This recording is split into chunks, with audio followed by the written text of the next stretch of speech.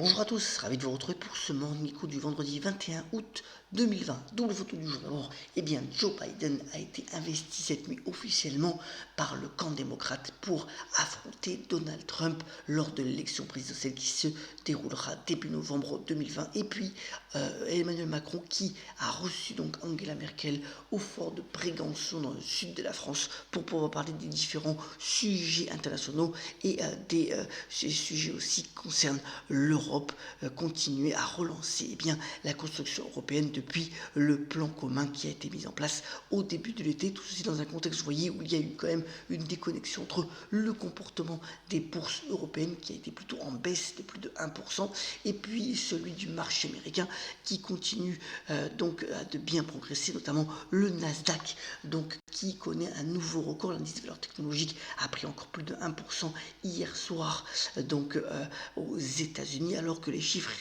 américains d'activité étaient plutôt décevants. Vous voyez notamment les demandes d'allocation hebdomadaire du chômage ont repassé le seuil des 1 million. Il faut savoir que 22 millions d'emplois ont été perdus aux États-Unis et on est à moins de la moitié récupéré. Mais pour le moment, les indices boursiers américains restent soutenus, notamment par les taux d'intérêt très bas, mais aussi par des prochains plans d'aide économique qui devraient être accordés au cours du mois de septembre et avant l'élection présidentielle.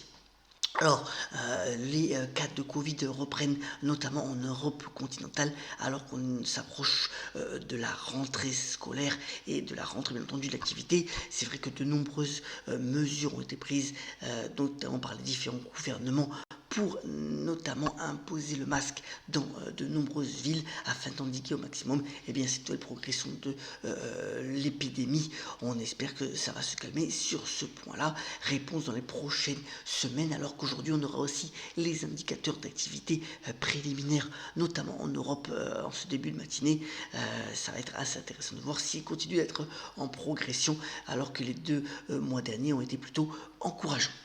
Retour sur les placements et sur l'assurance vie notamment. Alors selon le magazine le quotidien Les Échos, le support en euros, c'est-à-dire sans risque, pourrait rapporter aux épargnants entre 1 et 1,10% cette année en 2020 net de frais. Vous savez que l'assurance vie reste le placement favori bien entendu des Français, et pour les 2 ou 3 prochaines années on devrait être entre 0,5 et 0,75% si on prend peu de risques. Ça peut aussi donner l'occasion finalement de diversifier un peu ce placement d'assurance vie vers des supports un peu plus risqués mais aussi un peu plus rémunérateurs, et notamment sur le marché des actions. Alors puisqu'on y est, le marché des actions, un secteur qui souffre en ce moment, c'est celui des foncières commerciales, quand même en forte baisse malgré la réouverture des centres commerciaux. Ce secteur est complètement délaissé par les investisseurs. C'est notamment dû au fait que les enseignes d'habillement sont en difficulté, mais aussi la vague écologique qui menace certains projets de développement. Vous voyez quand même, on est en forte baisse sur ce segment et ça peut susciter l'intérêt lorsque c'est le cas. Autre point aussi que je voulais vous montrer assez intéressant, c'est sur le marché américain, plus spécifiquement, c'est le retour des splits. Ça veut dire quoi les splits? En fait, on divise le nombre d'actions distribuées aux actionnaires. Alors Apple a annoncé ce mouvement et vous voyez que ces derniers temps, l'action a encore progressé puisque dépassant le seuil des 2000 milliards de dollars de capitalisation. Tesla aussi a annoncé la même chose. Vous voyez sur le graphique de droite, ça a aussi progressé. De nombreux candidats sont éligibles, bien entendu, si l'on parle de Amazon, Alphabet, la maison mère de Google, ou encore Shopify, qui est aussi un des géants du commerce. Donc vous voyez, c'est peut-être le retour des splits pour pouvoir encore soutenir ce marché des actions et des valeurs technologiques aux États-Unis. Alors hier, on a eu de résultats intéressants. D'abord, dans le secteur des cosmétiques, ça a quand même tangué pour Estée Lauder, moins 6,7% pour l'action du géant des cosmétiques américain, qui a pâti de ventes en baisse plus significative que prévu, des perspectives aussi d'activité qui ne sont pas excellentes en plein Covid. Et puis Alibaba, le géant de e-commerce chinois, qui lui a publié quand même des bons chiffres. Il y a eu quelques prises de bénéfices, l'action a perdu 1%, mais ça reste quand même une belle société, surtout avec encore des perspectives assez intéressantes, notamment dans le cloud et aussi pour la branche financière qui devrait se coter dans les prochaines semaines à la bourse de Hong Kong et qui devrait permettre encore au groupe Alibaba de progresser dans les prochains mois.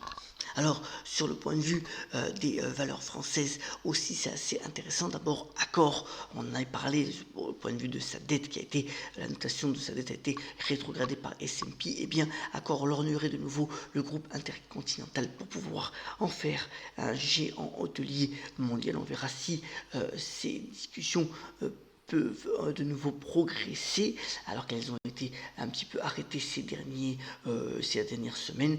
Et puis c'est toujours, si vous avez aimé Dallas, c'est bien là on est en plein feuilleton puisque autour de la Lagardère ça continue pas mal de se battre entre eux. Donc d'un côté eh bien Arnaud Lagardère est soutenu par Bernard Arnault, le patron de LVMH, et puis de l'autre côté donc Amber et Vivendi. Amber a demandé donc la destitution du conseiller de confiance de Guillaume Pépi qui avait été nommé récemment. Et donc de la convocation d'une assemblée, c'est toujours pas mal d'incertitudes autour du groupe donc Lagardère, et ça va certainement bouger encore dans les prochaines semaines. Alors du côté d'Airbnb, eh bien la cotation en bourse serait aussi imminente. Vous voyez que alors que il y a un an sa valorisation était à plus de 50 milliards de dollars, avec le Covid, eh bien sa valorisation a baissé autour de 18 milliards pour pouvoir finalement s'introduire en bourse. De l'autre côté aussi, le groupe a annoncé donc une limitation à 16 personnes au niveau des logements donc proposés, pas plus, et de nombreuses mesures donc anti-Covid. Mais voilà, une prochaine introduction en bourse qui va être intéressante à suivre, bien entendu, pour le groupe Airbnb. Alors c'est la grande tendance en ce moment et ça continue, le vélo à assistance électrique, qui connaît de plus en plus de succès. Rendez-vous compte, rien que en 2019, 388 100 vélos à assistance électrique ont été vendus, c'est une progression de 50%. Et vous voyez, je vous ai mis ici finalement les aides à l'achat d'un vélo qui sont données par donc les gouvernements ou des instances départementales ou régionales. C'était quand même assez intéressant. Vous pouvez vous renseigner auprès notamment du site primeenergie.fr, comme le relate d'ailleurs le magazine L'Express dans son numéro de cette semaine.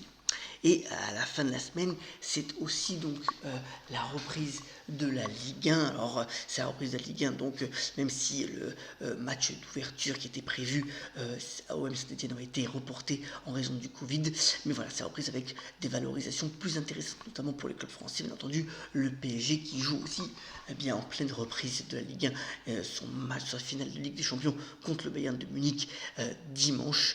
Mais vous voyez donc finalement une Ligue 1 qui suscite plus d'intérêt de la part donc des fans, mais aussi des téléspectateurs, puisque les matchs se joueront à huis clos ou alors avec peu de spectateurs pour les prochaines semaines. Terminons ce premier cours en vous souhaitant une très bonne journée et un bon week-end par la citation du jour. Elle vient de Jules Michelet qui a notamment déclaré: le difficile n'est pas de monter, mais en montant de rester soi. Très bonne journée, à très bientôt sur mon Nico, et ayez la pêche et soyons solidaires.